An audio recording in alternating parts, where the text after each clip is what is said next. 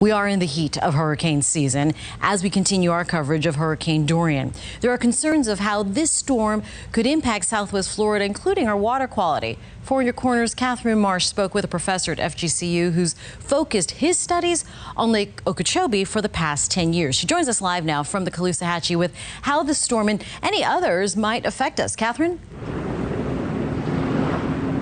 Yeah, Jane, Professor Rosen says as of right now, it's all pretty much a waiting game to see how the wind and rain will impact Lake O. He says the storms that are bigger and move slower can raise concerns.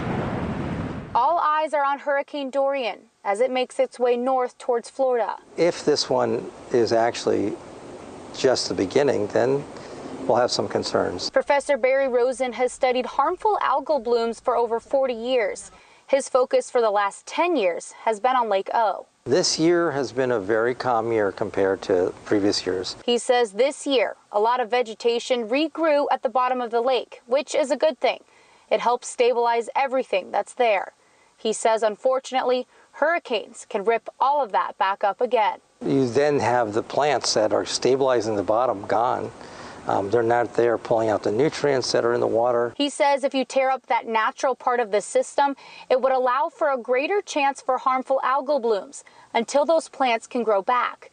He also says hurricanes can affect the integrity of the Herbert Hoover Dike. And it's not so much the dike being hurt by the wind, but what happens is that the water blows up to one side. It's a very large lake.